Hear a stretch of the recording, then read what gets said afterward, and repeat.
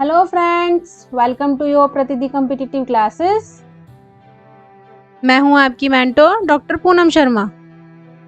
आज के सेशन में अपन एमसीक्यूज लेके आए हैं जो कि आपके UGC net JRF TGT PGT IAS RS और अदर कॉम्पिटिटिव एग्जाम्स में काम आएंगे। Question number 151, the basis of the slave system is always. क्या कह रहे हैं कि दास जो प्रथा है वो हमेशा पाई जाती है। देखो, दास जो प्रथा है वो हमेशा इकोनॉमिक सिस्टम में पाई जाती है। क्यों? क्योंकि यहाँ पे आपके एक पूंजीपति होगा, कैपिटलिस्ट होगा, ठीक है, और यहाँ पे आपका एम्प्लॉय होएगा। तो पूंजीपति जो आपका है वो आपके एम्प्लॉय से आपको काम करवाएगा, जैसा चाहे वैसा, जितने आवर चाहे उतना, ठीक है, और जितनी सैलरी देगा उतनी। यानी कि यहाँ पे उस एम्प्लॉय का खुद का कोई जीवन नहीं होता, वो इसको समर्पित हो जाता है। जो भी उसका लीडर होता है या कंपनी होती है, ठीक है, जहाँ से उसको पैसा मिलना होता है, वो उस पर ही समर्पित हो चुका होता है। यहाँ पे इसका कोई जीवन नहीं होता है। तो इस वाले सिस्टम को दास प्रथा कहते हैं। ये कार्ल मार्क्स ने बताया था अपने समाज में, ठीक है। तो ये हमेशा इकोनॉमिक सिस्टम में पाया जाता है, पूंजीपति सिस्टम में पाया जाता है। 152 नंबर का क्वेश्चन, जजमानी system is exchange of service of goods and for service. जजमानी प्रथा के अंदर क्या होता है कि सेवा के बदले वस्तु का एक्सचेंज किया जाएगा और सेवा के बदले सेवा का एक्सचेंज किया जाएगा। तो वो कौन से उसमें होता है? तो इसका जो फर्स्ट ऑप्शन है, according to value of goods and service, आपकी वस्तु के बदले सेवा का मूल्य अनुसार, ठीक है, कि आपने जिस हिसाब की वस्तुएं दी उस हिसाब से आपको सेवा मिलेगी, ये कॉन्सेप्ट है इसका। दूसरा ऑप्शन है सोशल कस्टम, आपकी सामाजिक प्रथा के अकॉर्डिंग। तीसरा आपका है सिचुएशन टू मार्केट, कि मार्केट की जो व्यवस्था है, बाजार की व्यवस्था क्या है, उसके अकॉर्डिंगली इस चीज़ का निर्धारण किया जाएगा। या फिर लॉ एंड कॉन्स्टिट्यूशन, आपके कानून के हिसाब से इसमें किया जाएगा। तो देखो, कानून का पर्सपेक्टिव होता ही नहीं है जजमानी प्रथा के अंदर। जजमानी प्रथा के अंदर एक तो जजमान हुआ करते हैं, जजमान हुआ करते हैं, और एक जो होता है वो होता है कमीन, ठीक है। तो जो सेवा करती है ना जाति जनजाति, उसको कमीन कहते हैं, ठीक है, और जो सेवा करवाती है उसको कहते हैं जजमान। तो जब कमीन सेवा करेगा इनकी, तो जजमान उस सेवा के बदले उसे कुछ वस्तुएं देगा, ठीक है, या फिर उसे कुछ इसने इसकी सेवा कर दी तो समय आने पर जब जजमान भी सेवा कमीन की करेगा, ठीक है। तो इस प्रकार की व्यवस्था जो चलती है वो आपके सोशल कस्टम के अकॉर्डिंगली चलती है, ठीक है। तो इसका जो राइट ऑप्शन आएगा वो आएगा ऑप्शन नंबर बी। 153 नंबर का क्वेश्चन देखते हैं, who consider that economic incentive as a profit motive. आर्थिक प्रोत्साहन को कौन नफा उद्देश्य मानता है ना। प्रॉफिट मोटिव कौन मानता है? जब आर्थिक अपन प्रोत्साहन होता है, इंसेंटिव अपने को मिलता है। तो पॉलिटिकल पार्टीज में इंसेंटिव सिस्टम नहीं होता है, सोशलिस्ट में इंसेंटिव नहीं होता है, चैरिटी ऑर्गेनाइजेशन में भी इंसेंटिव नहीं होता है। ये होता है आपका कैपिटलिस्ट, यानी कि पूंजीपति समाज के अंदर आपको इंसेंटिव मिलता है, ठीक है। इंसेंटिव का मतलब हो गया है कि आपने जो काम किया है उसका बोनस। इंसेंटिव का मीनिंग यहाँ पे ये हो गया है, क्यों? क्योंकि आपने काम किया है और आपने अपने काम को बहुत अच्छे से किया है। तो जो पूंजीपति समाज है या जो आपकी कंपनी है, जिस कंपनी के उस पे पर्सपेक्टिव पे आप काम कर रहे हो, वो आपको उस चीज़ का बोनस देगी, और ये देगी किस पे? कैपिटलिस्ट सोसाइटी पर। 154 नंबर का question, the tax system of the modern society is an example of the principle of. आधुनिक समाज की कर पद्धति में यह सिद्धांत इस बात का उदाहरण है। आधुनिक समाज में टैक्स सिस्टम, ठीक है। मार्केट एक्सचेंज, देखो बाजार का कभी भी विनिमय प्रॉपर वे में होता नहीं है। बाजार का होता है कि बाजार ने वस्तु का विनिमय किया है और आपने वस्तु ली है तो आप उसको कैश देंगे, मनी देंगे, जो भी उस सोसाइटी उस समाज के अकॉर्डिंगली आपकी बनती है, ठीक है। दूसरा होता है गिफ्ट। गिफ्ट में भी अपन टैक्स पे नहीं होते हैं, गिफ्ट आपकी स्वेच्छा से होती है, उपहार आपकी क्षमता और आपके मन के अकॉर्डिंगली होता है, तो उसमें भी टैक्स सिस्टम नहीं होता है।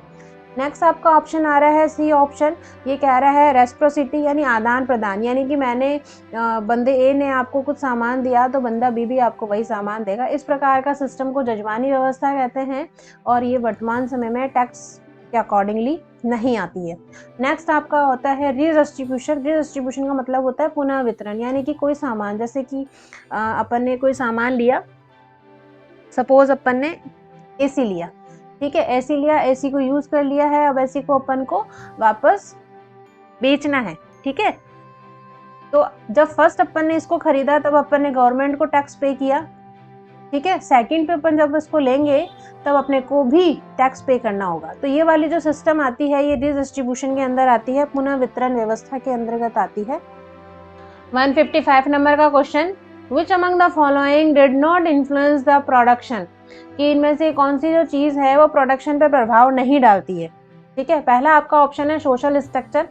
तो देखो पहला तो इसमें जो क्वेश्चन आपको देखने लायक है उसने बोला डिड नॉट, नॉट वाली चीज अपने को देखनी है। सोशल स्ट्रक्चर आपके प्रोडक्शन पर डेफिनेटली प्रभाव डालती है, उसका डेफिनेटली इम्पैक्ट होता है। क्यों होता है? क्योंकि जिस हिसाब से आपका सोशल स्ट्रक्चर है, सपोज आपकी आदिम समाज व्यवस्था है या आधुनिक समाज व्यवस्था है, मॉडर्न सोसाइटी है, उसके अकॉर्डिंगली आपकी प्रोडक्शन होगी। दूसरा आपका है टेक्नोलॉजी।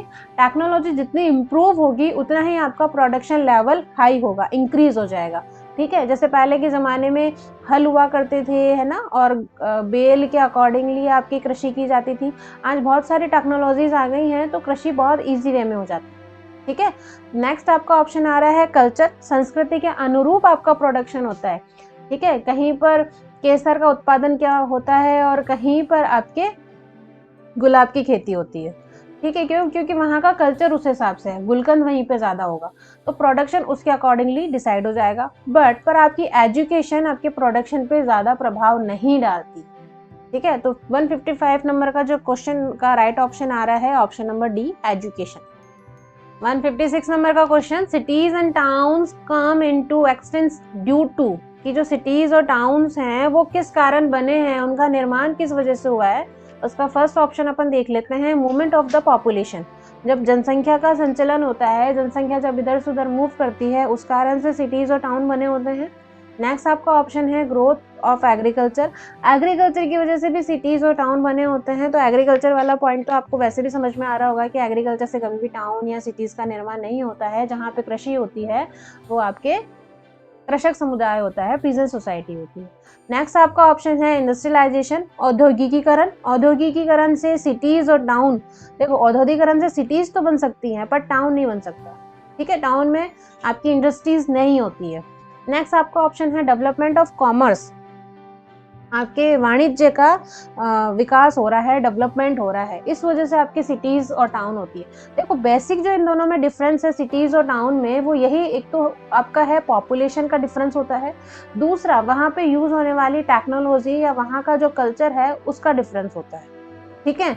तो वहाँ पे जो टेक्नोलॉजीज यूज की जा रही है या जो वहाँ का कल्चर है, जैसे कि आजकल डिजिटलाइजेशन हो गया है, डिजिटलाइजेशन के अंदर बिना कैश के काम होता है, तो आपके कॉमर्स का विस्तार हुआ है ना वहाँ पे, ठीक है। बहुत सारी चीज आप टेक्नोलॉजी के बेस पे काम कर रहे हो, इसीलिए सिटीज और टाउन्स बन गए हैं। तो 156 नंबर का जो राइट ऑप्शन आएगा वो आएगा डी। 157 नंबर का क्वेश्चन देते हैं, which is the following criteria with the use by Sorokin in distinguishing in the rural society from N urban society. देखो सबसे पहले इन्होंने जो बात करी है वो की है सोरोकिन की। तो सोरोकिन ने आपके ग्रामीण समाज और नगरीय समाज में जो विभेद डिफ्रेंशिएट करने के लिए कौन कौन से मापदंड अपनाए, अपने को सिर्फ उसी के बारे में चर्चा करनी है। सबसे पहले उन्होंने बताई मोबिलिटी। तो आपको याद होगा कि सोरोकिन ने मोबिलिटी के ऊपर सामाजिक गतिशीलता के सिद्धांत दिए थे, तो डेफिनेटली मोबिलिटी तो इनका सिद्धांत है ही। दूसरा इनका ऑप्शन हो रहा है system of interaction. System of interaction का जो सिद्धांत है वो मीड का है, ठीक है। अंतःक्रिया का सिद्धांत मीड ने दिया था। नेक्स्ट आपका ऑप्शन आ रहा है ऑक्यूपेशन, ठीक है, आपका व्यवसाय। साइज ऑफ पॉपुलेशन, मैंने आपका क्या कहा, मोबिलिटी में साइज ऑफ पॉपुलेशन विचरण करते हैं, सामाजिक गतिशीलता होती है, तो गतिशीलता मोबिलिटी के वो क्या पॉपुलेशन के अकॉर्डिंग ही होती है, ठीक है। और नेक्स्ट आपकी होती है हेट्रोजेनिटी, विजातीयता, यानी कि उनमें कोई भी चीज समान नहीं होती है, सब अलग अलग डिफ्रेंशिएट होती है, विभिन्नताएं होती है, ठीक है।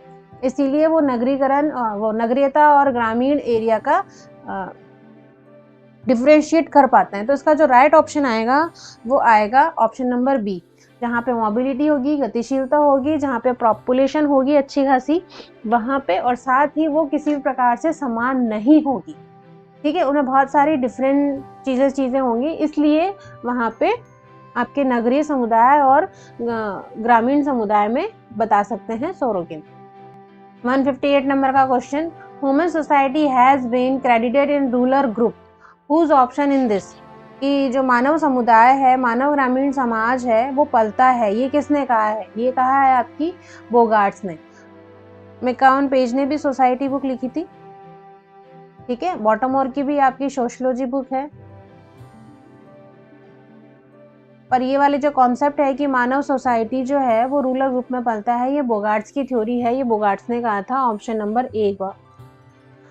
159 नंबर का question, how does rural community react towards a stranger, कि जो रूरल कम्युनिटी है वो अजनबियों के साथ, स्ट्रेंजर के साथ किस तरीके का बिहेव करता है, ये बताना है आपको। पहला आपका है हॉस्टिलिटी, यानी कि भेदभाव रखता है वो आपसे, है ना, आपसे नाराजगी रखता है। दूसरा आपका ऑप्शन है हॉस्पिटलिटी, ये होता है आदर, यानी कि आपसे बहुत प्रेम से बात करेगा। नेक्स्ट आपका है इंटरडिफरेंस, यानी कि मतलब ही नहीं है, बिल्कुल सुस्त, ठीक है। और नेक्स्ट आपका ऑप्शन है ना either hospitality and the hostility, तो ये क्या होता है, ना तो आपसे अच्छे से बिहेव करेगा, ना तो आपसे बुरा बिहेव करेगा, कॉमन बिहेव करेगा जैसा आप चाहते हैं, जैसा आपका उनके साथ इंटरेक्शन होता है। ये आपको कॉमन सेंस के बेस पे आंसर करना होता है। 159 का राइट ऑप्शन आएगा ऑप्शन नंबर डी।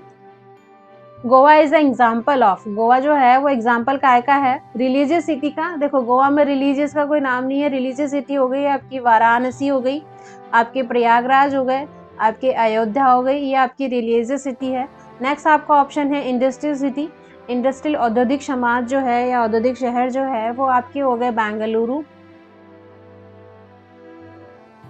ठीक है, ये आपके बेंगलुरु हो गए। नेक्स्ट आपकी जो सिटी है पोर्ट सिटी, बंदरगाह सिटी, बंदरगाह आप जानते हो कि मुंबई और आसपास का जो एरिया है वो आपके बंदरगाह सिटी हो गई है। गोवा आपके कॉमर्शियल सिटी है, ठीक है, ये आपके वाणिज्य शहर है, कॉमर्शियल सिटी हो गई आपके। क्यों? क्योंकि वहाँ पे हर एक चीज़ का कॉमर्शलाइजेशन होता है, डिजिटलाइजेशन होता है, क्योंकि वहाँ पे बहुत सारे बीचेस बने हुए हैं और उन बीचेस से वहाँ पे सोर्स ऑफ इनकम होती है, ठीक है। तो 160 नंबर का जो क्वेश्चन है उसका राइट ऑप्शन आएगा डी। दोस्तों अपने स्टडी को कंटिन्यू करते हुए बूस्ट अप कीजिए, सफलता आपकी ही है, डेफिनेटली आप सफल हो जाएंगे। आशा करती हूँ आपको वीडियो पसंद आया होगा। Thanks for watching video, please like और सब्सक्राइब कर दीजिएगा।